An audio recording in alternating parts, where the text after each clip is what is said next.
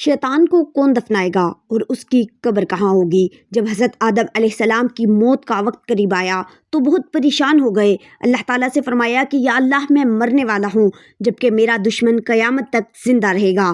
اسی وقت حضرت اسرائیل علیہ السلام حاضر ہوئے اور فرمایا بسم اللہ الرحمن الرحیم۔ السلام علیکم محترم ناظرین، تمام تعریفیں اللہ تبارک و تعالیٰ کے لیے جو بڑا مہربان نہایت رحم کرنے والا ہے۔ کروڑہ درود آقائے دو جہاں نبی مہربان محمد مصطفیٰ صلی اللہ علیہ وسلم پر، آپ کی آل و اولاد پر، آپ کے تمام اصحاب پر اللہ تعالیٰ مغفرت فرمائے، آپ کی، میری اور ساری امت کے مسلمانوں کی، آمین۔ محترم ناظرین، حضرت آدم علیہ السلام کی تخلیق سے پہلے اللہ تبارک و تعالیٰ نے دو طرح کی مخلوق پیدا کر رکھی تھی، نوری اور ناری۔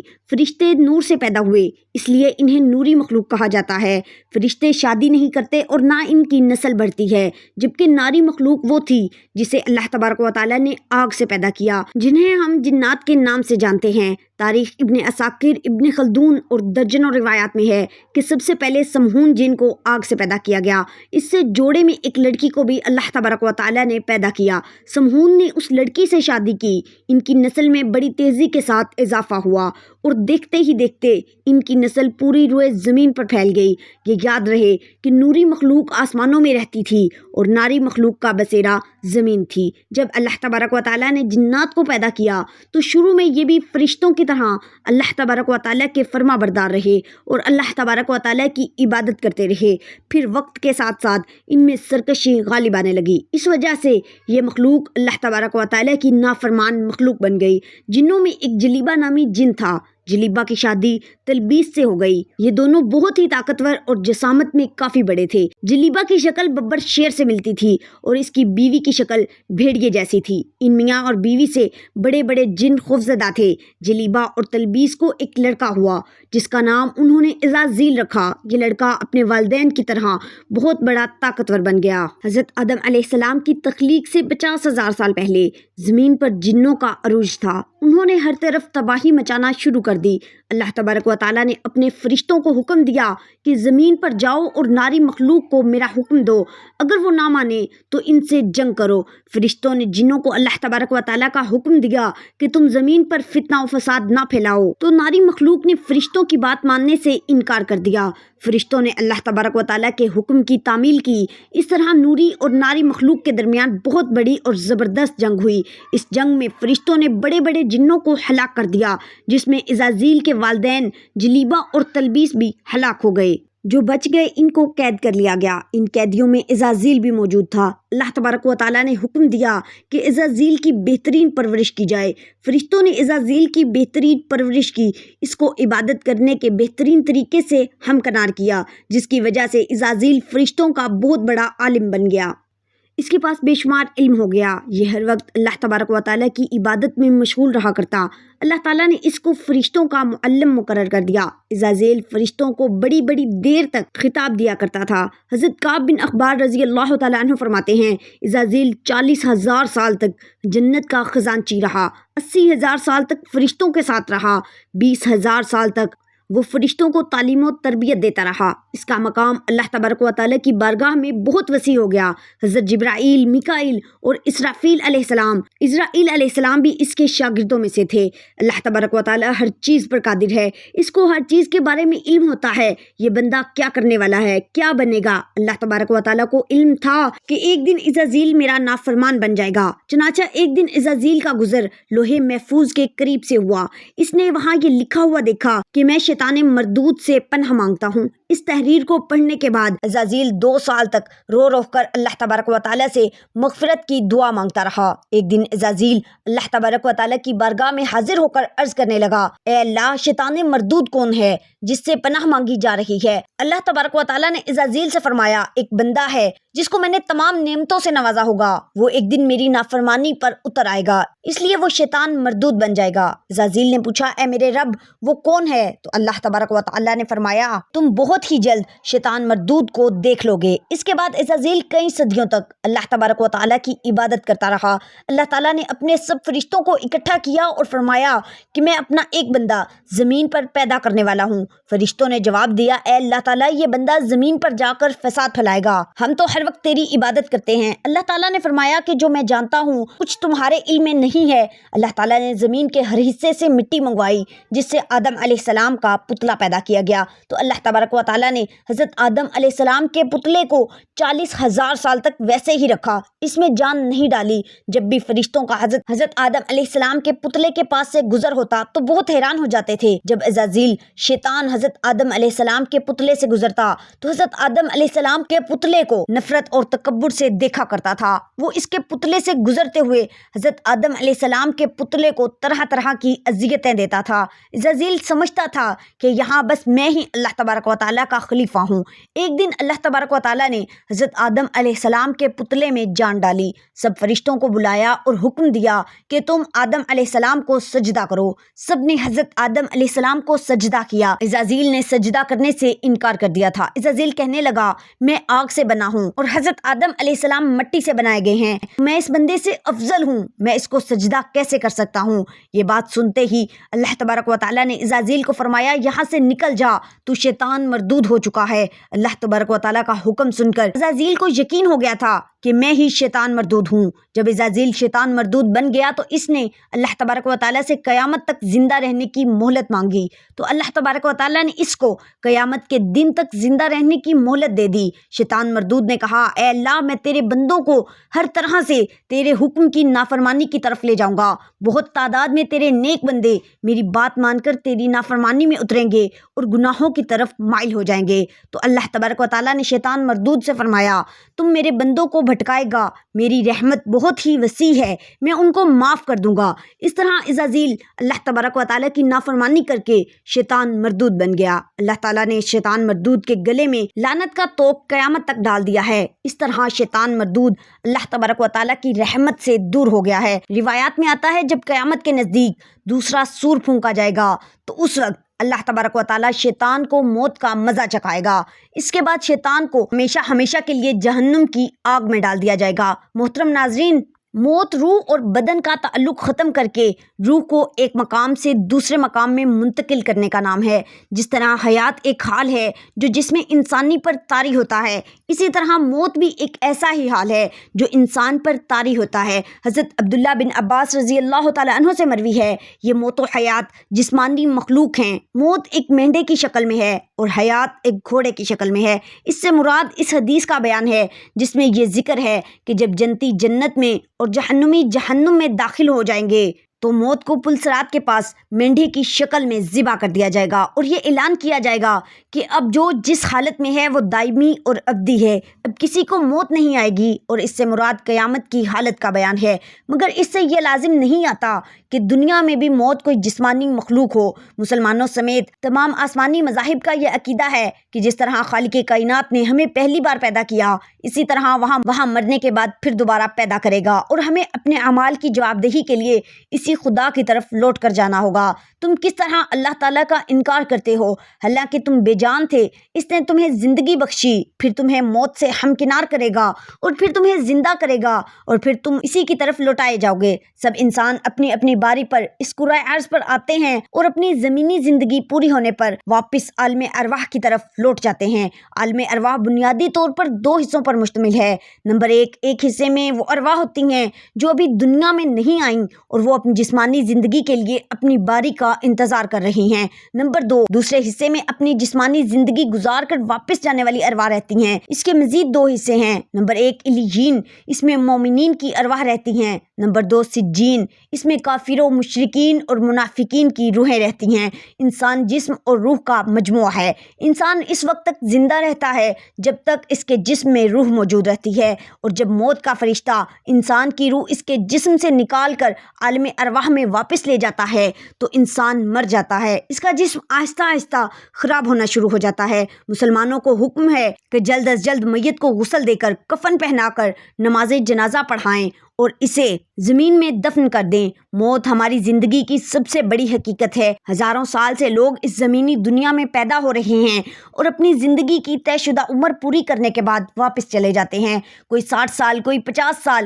اور کوئی 70 سال تک جیتا ہے تو کوئی 100 سال سے بھی زیادہ زندہ رہتا ہے۔ بالآخر سب کو ایک نہ ایک دن مرنا ہے اور اپنے رب کے حضور حاضر ہو کر ان آزمائشوں کے لیے جواب دہ ہونا ہوگا۔ جن سے وہ زندگی میں گزرتے رہے ہیں۔ ہر جان کو موت کا مزہ چکھنا ہے اور ہم تمہیں برائی اور بھلائی میں آزمائش کے لیے مبتلا کرتے ہیں اور تم ہماری ہی طرف پلٹائے جاؤ گے۔ تمہارے ساتھ صرف تمہارے نیک و بد اعمال جائیں گے۔ یہ زمینی دنیا ایک امتحان گاہ ہے اور ہمارے ساتھ صرف امتحان کا نتیجہ ہی جائے گا، باقی سب کچھ یہی رہ جائے گا۔ خواہ ہم ہزاروں سال زندہ رہیں، پھر بھی ایک دن ہمیں مرنا ہوگا اور اس زندگی کے خاتمے کے بعد ہمارا مال و دولت ہمارے کسی کام نہیں آ سکے گا۔ یہ سب جاننے کے باوجود ہم نفرتوں، قدورتوں، حسد اور بغض سے باز کیوں نہیں آ جاتے؟ یہ چند روزہ زندگی پیار، محبت، اخلاص اور خلوص اور ہمدردی کے ساتھ کیوں نہیں گزارتے؟ آپ انہیں یقیناً سب لوگوں سے زیادہ جینے کی ہوس میں مبتلا پائیں گے، اور یہاں تک کہ ہر ایک ان میں مشرکوں سے بھی زیادہ چاہتا ہے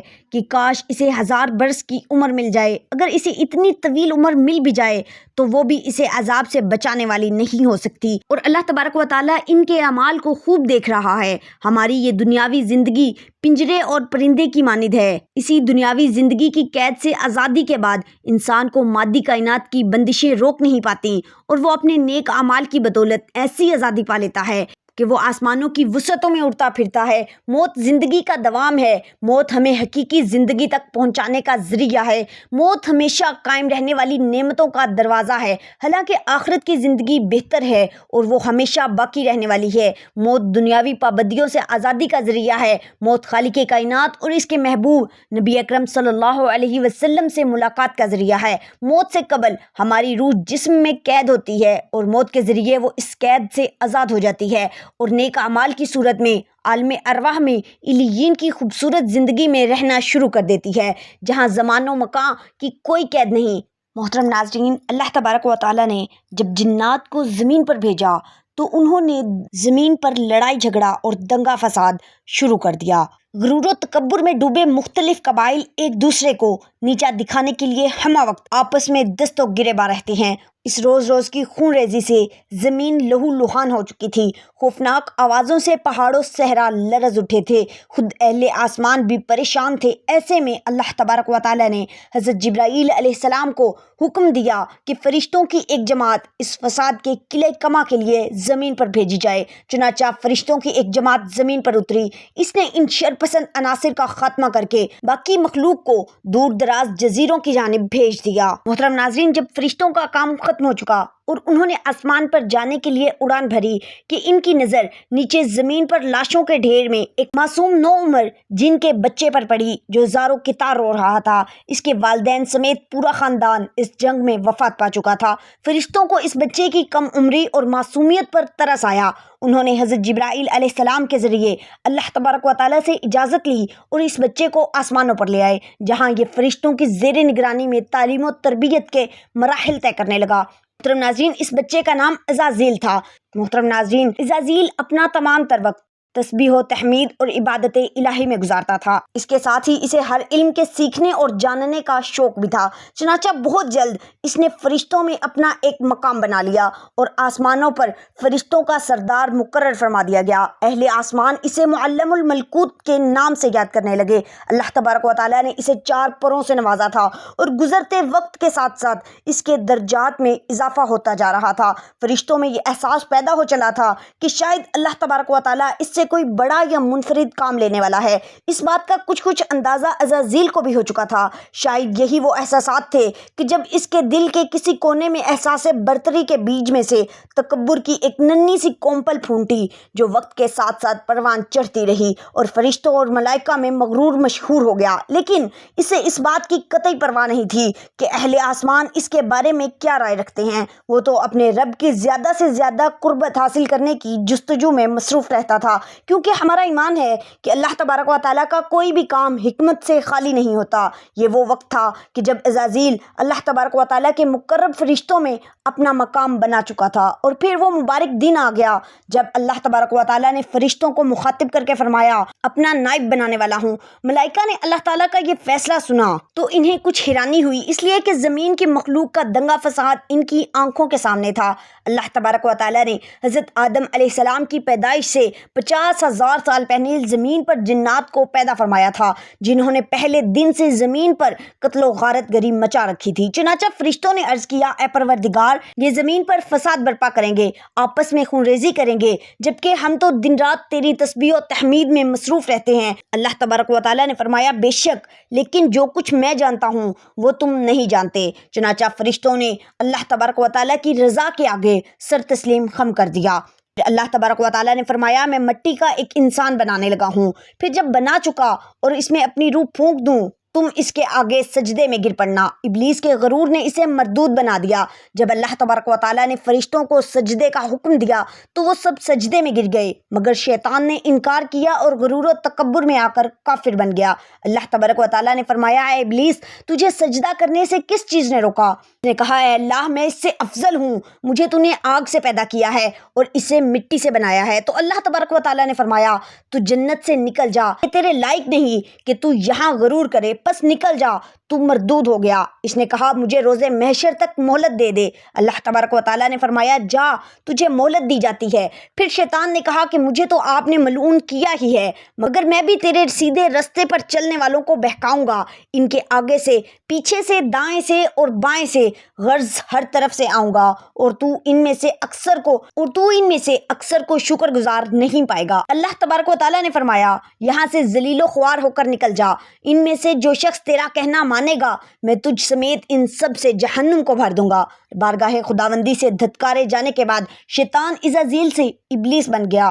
اس کے غرور و تکبر اور رعنت کی بنا پر اس کی ہزاروں سال کی تسبیح و تقدیس اور عبادت و اطاعت اس کے منہ پر مار کر اسے عرش سے فرش پر پٹک دیا گیا۔ محترم ناظرین، قرآن کریم میں اللہ تبارک و تعالیٰ ارشاد فرماتا ہے کہ ہر نفس کو موت کا ذائقہ چکھنا ہے، یعنی کائنات کی ہر جاندار کے لیے موت کا وقت اور جگہ متعین کر رکھی ہے۔ اس سے کسی کو چھٹکارا نہ ملے گا اور نہ ہی کوئی اس سے بھاگ سکے گا، اس لیے ابلیس شیطان کو بھی ایک دن موت آئے گی۔ محترم ناظرین، جب شیطان مردود کو اللہ تبارک و تعالیٰ نے جنت سے نکال دیا تو اس نے اللہ تبارک و تعالیٰ سے قیامت تک کے لیے مہلت مانگی کہ قیامت سے پہلے مجھے موت نہ آئے، لیکن اللہ تبارک و تعالیٰ نے اسے وقت مقررہ تک، یعنی ایک خاص وقت تک مہلت دی، جسے قرآن کریم کی سورہ حجر میں یوں بیان کیا گیا ہے۔ اس نے کہا، اے پروردگار، لوگوں کو زندہ کیے جانے تک مجھے مہلت دے دے۔ اللہ تبارک و تعالیٰ نے ارشاد فرمایا، تجھے مہلت دی جاتی ہے وقت مقرر تک۔ محترم ناظرین، وقت مقرر کو مفسرین نے اس وقت تک کے لیے لکھا ہے جب اسرافیل علیہ السلام پہلی دفعہ سور پھونکیں گے۔ محترم ناظرین، قیامت کی نشانیاں جب پوری ہو جائیں گی تو مومنوں کی بغلوں کے نیچے سے ایک خوشبودار ہوا گزرے گی جس سے تمام ایمان والے وفات پا جائیں گے، اور پھر اس کے بعد 40 سال کا زمانہ گزرے گا جس میں کوئی بچہ بھی پیدا نہ ہوگا، یعنی ہر انسان کی اوسط عمر 40 سال رہ جائے گی، کیونکہ مومنین اس وقت تک ختم ہو جائیں گے اور صرف کافر و مشرک باقی رہ جائیں گے۔ ایک تفسیر در منصور جلد نمبر 5 صفحہ نمبر 71 پر لکھا ہے کہ جب مومنین کی وفات کو 40 سال گزر چکے ہوں گے تو پھر حضرت اسرافیل علیہ السلام پہلی دفعہ سور پھونکیں گے۔ شروع میں اس کی آواز بہت کم ہوگی کہ لوگ کان لگا کر سنیں گے، مگر پھر یہ بڑھتی اس قدر زیادہ ہو جائے گی کہ کانوں کے پردے پھٹ جائیں گے، کہ نتنوں سے پیپ بہنا شروع ہو جائے گی اور لوگ مر جائیں گے، انسان، جن، فرشتے، یہاں تک کہ شیطان ابلیس کو بھی اس نقطۂ اولیٰ کے وقت موت آ جائے گی۔ اس کے 40 سال بعد حضرت اسرافیل علیہ السلام دوسری مرتبہ سور پھونکیں گے تو پھر تمام مردے زندہ ہو جائیں گے